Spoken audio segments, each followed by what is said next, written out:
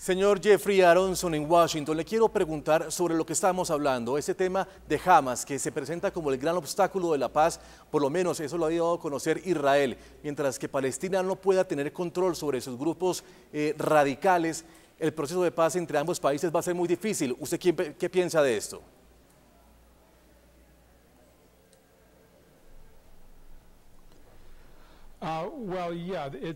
Bueno, no hay una manera fácil para salir de los problemas que estamos enfrentando en este momento. Vimos hoy la evidencia de que hay una división entre israelíes y palestinos en el liderazgo de cómo proceder en este conflicto. Usted puede notar la división también entre la comunidad palestina.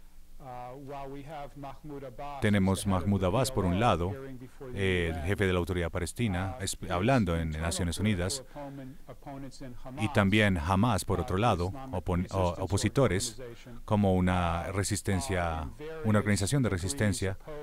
En varios grados están opuestos el uno al otro, en general en aspectos diplomáticos. Con respecto a el rol en Naciones Unidas, hay diferentes elementos aquí para que haya un estancamiento y haya una degeneración en territorio como tal y que puede generar más violencia en el territorio también.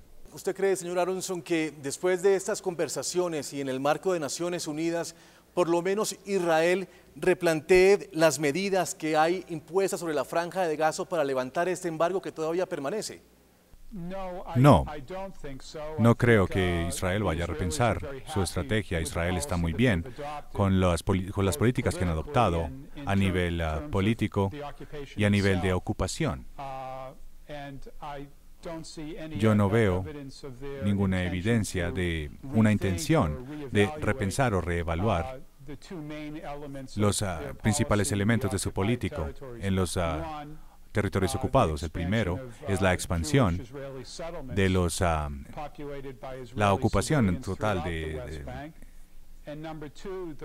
la ocupación como tal de los territorios palestinos y también y por otro lado la política de seguridad que es restrictiva sobre los movimientos palestinos como se ha mostrado en el pasado.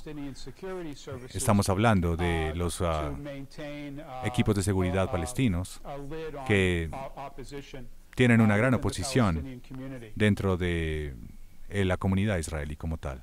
Le quiero preguntar a nuestro invitado, señor Jaime Rosenthal, posibilidades de que entren en el marco de la petición de Estados Unidos y de otros países en una negociación directa entre Israel y Palestina para hablar de paz, pero primero tener una negociación directa antes de acudir a las Naciones Unidas para que se cree el Estado palestino. Yo creo que las cartas ya están jugadas por ambas partes. Yo creo que ya la dirigencia palestina, en cabeza de Mahmoud Abbas, ya hoy obtuvo, digamos, la primera victoria en todo este nuevo proceso que se inicia en el conflicto palestino-israelí, porque ya sacó el tema del conflicto de las negociaciones bilaterales y ya lo convirtió, como era el deseo de Mahmoud Abbas, en un asunto en donde está involucrada toda la comunidad internacional. Entonces, digamos que desde ese punto de vista ya partimos, ya esa decisión ya es un hecho, ya sucedió, y de manera que ahora tenemos que ver cuáles van a ser los caminos que las partes van a seguir de aquí en adelante. La petición palestina ya de antemano se sabía que en el evento en que llegara el Consejo de Seguridad a una votación y consiguiera los 9 votos que necesita para ser admitida, Estados Unidos iba a utilizar su derecho a veto para bloquearla. O sea que de antemano se sabía que esa posibilidad ya estaba cerrada. Sin embargo, Mahmoud Abbas insistió, presentó su solicitud para precipitar esa situación. Esto puede ser una gira diplomática exitosa por parte de Palestina para que en el marco de un año, que es más o menos lo que propone el presidente francés Nicolas Sarkozy, entren o se encuentre ya Palestina en una mesa de negociación más directa con Israel y de pronto con temas más avanzados.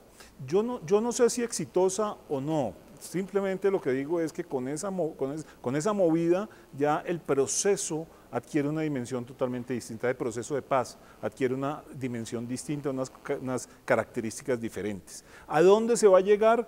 Yo la verdad soy muy pesimista de que a través de ese camino se vaya a llegar muy fácil a una solución al conflicto. Sencillamente por una razón, porque en la medida en que se adopta una decisión unilateral, esa decisión unilateral lo que hace es socavar lo que ya se había avanzado en las negociaciones. Yo no estoy de acuerdo en lo que se dice permanentemente de que es que las negociaciones llevaban mucho tiempo y no se había conseguido nada. No llevaban un año muertas. A mí me parece que unas negociaciones de un conflicto tan complejo pueden durar el tiempo que llevan y pueden durar también un poquito más. El resultado de esas negociaciones es precisamente lo que le permitió a Mahmoud Abbas presentarse hoy ante el mundo como el presidente de la Autoridad Nacional Palestina y el presidente de la OLP, hacer la solicitud que hizo. Si no hubiera sido por los acuerdos de Oslo, eso no hubiera sido posible. Si no hubiera habido acuerdos de Oslo, no había Autoridad Nacional Palestina. Si no hubiera habido acuerdos de Oslo, los palestinos no hubieran tenido la oportunidad por primera vez en su historia de por lo menos tener un grado de autonomía que nunca en su vida lo habían tenido. De manera que a mí me parece que lo más conducente es, y sigue siendo, seguir en las negociaciones dentro del marco de los acuerdos de Oslo, así esta movida por parte de Mahmoud Abbas haya, digamos, de alguna forma violentado lo que ya las partes habían acordado. Los libros de historia han ocupado miles de páginas para describir la centenaria disputa entre Palestina e Israel.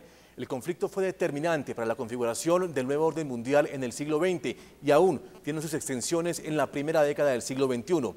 A instancias de las potencias mundiales y los organismos multilaterales, se trata de un conflicto que marca la historia de los últimos 100 años y ha dejado, según un estudio de la Universidad de Cambridge, entre 51.000 y 92.000 muertos desde 1945.